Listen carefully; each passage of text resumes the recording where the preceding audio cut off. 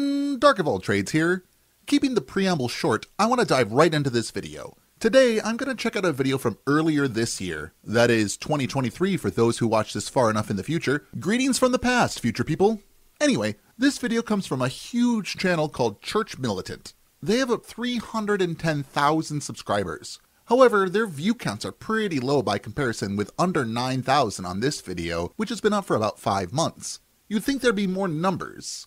This makes me wonder why this is the case. So let's check out this video and see if there's some answers. The video is called The Vortex-Atheist's Faith. The use of single quotation marks here irks me as an English teacher, as that is not a quote, nor is it an article title. But let's move past this. I watched about 2 minutes of this 6 minutes and 15 seconds video before deciding to make this response. The reason I watched so far is that this video looks like satire. It looks like someone wanted to make a fake news studio and do journalism a la The Onion. However, my sources all say that this is a serious channel. I trust MediaBiasFactCheck.com as my main source for vetting whether a news source is legitimate. They also give political leanings of the source. I'll leave a link in the description so you can check them out yourself. Church Militant is a Catholic news website that has a very far-right leaning bias. This isn't terribly surprising for a religious source, but just how far-right is a bit concerning. So let's see what these real news people have to say. Hello everyone and welcome to The Vortex, where lies and falsehoods are trapped and exposed. I'm Mike Voris. Last month, during a commercial break for CBS News' 60 Minutes weekly Sunday program, Ronald Reagan Jr., yes, son of President Ronald Reagan, was featured in an ad promoting atheism and mocking religion, specifically Christianity, and the teaching about hell. Hi, I'm Ron Reagan, an unabashed atheist, and I'm alarmed, as you may be, by the intrusions of religion into our secular government. That's why I'm asking you to join the Freedom from Religion Foundation, the nation's largest and most effective association of atheists and agnostics working to keep state and church separate, just like our founders intended. Please join the Freedom from Religion Foundation today. Ron Reagan, lifelong atheist, not afraid of burning in hell.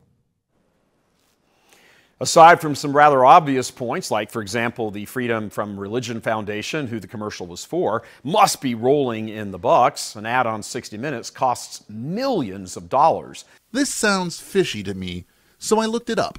According to Statista, quote, a survey among media buying agencies showed that a 30-second TV ad during the broadcast of 60 Minutes during the 2020/21 season cost around $130,000 US, end quote. According to AdAge, the most expensive commercial during a returning series on broadcast TV is Sunday Night Football on NBC, which for a 30-second commercial cost $828,501. The sources for both of these are in the description. We aren't off to a good start here. It makes me wonder who does the fact-checking for Church Militant. Oh, what am I saying? Church Militant probably doesn't have any fact-checkers. That would make sense. And why would they want to do that? The ad was controversial enough that local stations refused to air it, but most did. But laying all that earthly stuff aside, let's jump to the theological and philosophical. Yes, let's. That's why I'm here. You're already getting the earthly stuff wrong anyway. Atheism must define itself in the negative, as in we believe in not God. I'm generally okay with this, though in the 6th and 5th century BCE, the term meant something akin to refusing to acknowledge the gods recognized by the state. This is why early Christians were considered atheists by the Roman Empire. This ended by 381 CE when Christianity became the official state religion in Rome. So, I would say that atheism must define itself in the negative just like pacifists. This is called negational categorization, similar to negational identification. It is well documented that negational identification first develops in early childhood, so this really isn't the point he seems to think it is so far. Well, then what precisely in a positive sense do you believe? Not God has to be the answer. Atheists are a diverse group of varying levels of thinkers. Literally, the only thing that atheists all have in common is not believing in a God. Not believing in not God. As you just said, it is a label defined in the negative. That means it does not need to make any positive claims. If you really want to turn this into a positive belief, we can look at the pacifist. They believe that war and violence are not justifiable. Taking this language, it would mean that atheists believe that belief in God is either not justified or not justifiable. That is as close as one can get that covers all atheists. Those among them who do not quite understand that their entire approach is based on a negative might endeavor to play word games and attempt to make what sounds like positive assertions, but in the end, they really aren't positive at all. Atheists don't need to make positive assertions about their beliefs to be atheists. Just like not being part of the National Rifle Association doesn't mean you're required to make positive assertions about Rudy Tooty point and shooties. For example, to say, "I believe in science," that's pretty darn lame. The statement, "I believe in science," isn't very descriptive. It is quite broad and is likely used as a way of outgrouping people who they feel are going against science. So I'm not sure what you mean by, "that's pretty darn lame." I hope you explain it. Science, as the average layman understands it, merely makes observations about how the physical material world operates, nothing more. Initially, I was going to object to this, but I regularly interact with non-laymen when it comes to the scientific fields. So, for the sake of argument, I'm willing to grant this. People without professional or specialized knowledge in the sciences are likely to have a rudimentary at best understanding of what science is and the processes scientists use. As an aside, look up the definition of layman on the Googles and see what the first definition is. I found it interesting. Add 2 molecules of hydrogen to 1 molecule of oxygen and you get water, H2O. Brilliant. But woefully lacking, completely insufficient in explaining why that happens. Why don't you think that science can explain why 2 hydrogen atoms bond with an oxygen atom to form water? This is basic hydrogen bonding, an intermolecular force, basic chemistry. I don't really want to go into molecular orbital theory or valence bond theory for this video. If that is something you're interested in, start with valence bond theory. So yes, in so much as science explains why anything, science can explain why 2 hydrogens bond with oxygen to make water. Again, just wrong about the earthly stuff. Stick to your own theology. Don't talk about topics you don't understand as if you do. Science explains that things happen. It can never explain why. Do you not know how to use the Googles? Just look up, "Can science explain why things happen?" and see what you get.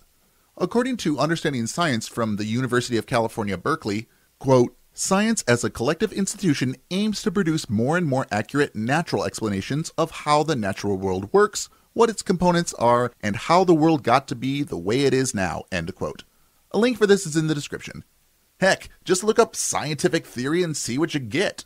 The very first line on Wikipedia says, quote, "A scientific theory is an explanation of an aspect of the natural world and universe that has been repeatedly tested and corroborated in accordance with the scientific method using accepted protocols of observation, measurement, and evaluation of results," end quote. It is literally an explanation why something happens. Of course, religious people like to conflate theory in the scientific sense with the colloquial sense, meaning the same thing as a guess. It can give an answer through empirical observation that this or that happens, and that's where the line is drawn. It has no answer as to why. That a thing happens can be explained by material forces. Add fire to paper, it reduces it to ash. Water to a plant, it grows. The cavemen were making those sorts of empirical observations, for goodness sakes. That is one way of how we know things. We observe and test. How did the cavemen know to use fire to burn things? Consistent results. Why did this thing burn when applied to the fire? Because the fire was hot compared to the item being burned. How do we know that the fire is hot? We tested it using primitive science. Very hot thing burn. Fire very hot. Other thing burn because fire hot. Science explained that. No God required. All that's been added is our technology's enhanced ability to look deeper into things physically in the material order. We today are not a bit closer to understanding how the universe works, the underlying forces and principles at work, than those cavemen were. Are you being serious? You see, it is statements like these that lead me to believe this isn't a serious channel. Pick a scientific theory, any one of them, and it will give you a detailed explanation of how that force or principle covered in it works. The germ theory of disease explains how these microorganisms called germs can affect or be the cause of diseases. Do you think cavemen knew this? I suppose you're one of those organizations that are required to deny science if it doesn't conform to your God. Pretty gross ignorance, dude. The ultimate reason is because the how of something points to an intelligence, while the that points to method. You don't know how things happen without science. I would argue that you don't know how things happen in general. How do you know that by flipping a light switch for the lights in that studio, that the lights will turn on or off? We can explain that by explaining what happens. Since you have working lights, I assume you had an electrician that knew what they were doing. The lights turned on because the switch that was flipped affected the flow of electricity. Electricity ran to the bulb through either tungsten for halogen bulbs, a gaseous state of mercury for fluorescent bulbs, or a microchip in LED lights. That is how the flipping of the switch made the lights turn on. That there is a painted image on a canvas, for example, can be observed easily enough. Watchmaker incoming? How it got there demands much more of an explanation, an application of reason, a moving beyond what is simply observable.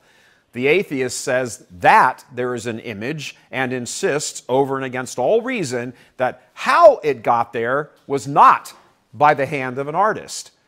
Not sure how, but I know it was not produced by an artist. Close enough. Mark your watchmaker argument square in your bingo card. This idea that a painting requires an artist, therefore the universe requires an intelligence, is a false analogy fallacy. Simply because a painting is complex and required an intelligence in the form of an artist does not mean that everything we believe is complex requires an intelligence. For more on this, look up the refutations for the watchmaker argument. If there is interest, I can go over it, but it has been done countless times by educators arguably far better than me. The atheist gets all wrapped up in talking about the science of something. For example, continuing with the artwork example, he correctly observes that the pigments, they work together and they transition so seamlessly from one to the other, blah, blah, blah, without ever acknowledging that how this happened is through the mind and will of the artist. They do exactly the same thing with the material universe, acknowledging the form without ever conceding the substance, the how it all came to be, and moreover, how it all remains in existence, and most importantly, order. So no, this is not an atheist thing. We recognize a painter because we have countless examples of a painter making a painting and no examples of a painting coming about through natural processes. How many times have we observed a god making a universe? What you're doing here is denying natural causes. By this, you're explicitly stating that natural causes don't exist. This is Intelligent Design 101. How did you even determine that there was a painting? You're trying to observe a painting while living on a painting surrounded by paintings. In this analogy, to you, everything is a painting. We recognize design by contrasting it with something that is not designed. To you, everything is designed, so you have no way of discerning if something is designed or not because you just assume everything is. Then they grab a few random phrases from Scripture and/or distortions from Protestantism, and they attack that straw man, which never properly captures the essence of Christianity, especially Catholicism. I have not mentioned Scripture, anything from Protestantism, or any straw men. I am directly responding to what you are saying. This is some sweet poisoning the well. You're saying that anything an atheist would say against your arguments is from out-of-context scripture or some mischaracterization of something from a different form of your religion, so your audience should just dismiss that no matter what. You're putting your fingers in your ears and going, la la la la la la la, I can't hear you. Little by little, they advance their seemingly rational case in the public until the scales have tipped, which is where we are here today. Most people don't believe in God. Source? According to a 2022 Gallup poll, in the US, the number of people who believe in capital G God was down to 81%. Looking at it globally, according to the Daily Compass, a Catholic newspaper, quote, the proportion of the world population according to whom religion and God play an important role in life, 62%, end quote. This was in 2020, but I cannot imagine the numbers dropping more than 12% in 3 years. If anyone has an updated number, I am interested. Post it in the comments. The sources for both of these statistics are in the description. They either flat out reject belief in a divine being, the position of the atheist, or more subtly and much more numerous, they pay lip service to a belief that has almost no bearing on their day-to-day life. They are practical atheists, meaning they practice their lives as though there is no God. Yeah, living a secular life is a good thing. Most people are required to interact with people of other religions with some degree of regularity. If they acted as the Bible instructs, they would be in jail. And if others acted on their religions, who knows what they would do? If a person believes in a truly evil God, would you want them to live their life like that God exists? But it is no surprise that this guy also lacks in the empathy department. You need to think about what you're saying before you make videos like this. That's why Ronald Reagan Jr. can spend millions on an ad on one of the most watched shows in America and says he's not afraid of hell because there is no God. Even if large portions of society might intellectually disagree with the "there is no God" part of that, most agree that there is either no hell or most people don't go there, and certainly they are not going there themselves. So one way or another, the mission of atheism is advanced. Did you guys get a mission briefing and didn't tell me? You'd think I'd get the details about a mission of atheism at least at some point from the inner circle members. Is this like the gay agenda? Do we fail the mission if someone goes to church? Mission failed. We'll get them next time. Is America an atheistic country? Not exactly, but it moves along as though there is no God. Not according to the Gallup poll I talked about a bit ago. The U.S., however, is a secular nation. Your God doesn't, or at least shouldn't, have any bearing on the laws or the nation as a whole. Again, you wouldn't like it if the laws were based on that guy's evil God, so we don't let your imaginary friend have any more impact. That is, we shouldn't, but the overwhelming majority of our elected officials believe in some form of the capital G God that comes from the same book you take as holy. Atheism is on the march. A fine, grumpy cat, good to that. Even if it hasn't quite captured all the ground at once yet. And where is the church in response to this? And by the church, we mean you. God love you. I'm Michael Voris. And that's the end of the video. So what was exactly said in this one? What are the main points? Atheists believe in science instead of God. Some believe in science and some don't. All atheists don't believe in a God. Science only tells us what, it doesn't tell us why. In so much as science tells us anything, science tells us why. A painting requires a painter, so the universe must require a universer? This is a false analogy fallacy. Simply because two things share a or several traits does not mean that it is logical to assume they share other traits. Most people act like they don't believe in God. This is not true according to every other source I've found. That's it for this one. What did you think? Do you agree that science is useful for explaining whys in the natural world? Or do you agree with Michael Voris here when he says that science doesn't have any answers for why things happen? Let me know in the comments below. This video displayed some extreme ideals that one may be forgiven for thinking this isn't a serious channel.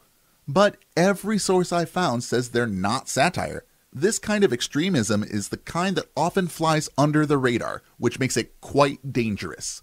Religious people tend to see this kind of thing as more normal than how atheists likely see it. These videos plant seeds into people's heads, especially with that wording at the end there, basically implying that atheism is taking over and we should do something about that. This kind of thing should be taken seriously, especially since it's coming from a channel with 310,000 subscribers. Though those who agree with that these kinds of responses are important should show that by hitting the like button. On top of that, we know that in order for there to be a subscription, there must be a subscriber, so don't deny the reality of the subscribe button. Special thanks to those people who already acted as though they believe in the existence of my Patreon, Long-Haired Lefty and Jammin' Bomb. Seriously, it means the absolute world to me that you guys support what I'm doing. If you really enjoy what I'm doing, you can support me on Patreon for as little as $1 a month at patreon.com/darkofalltrades. And as always, keep learning.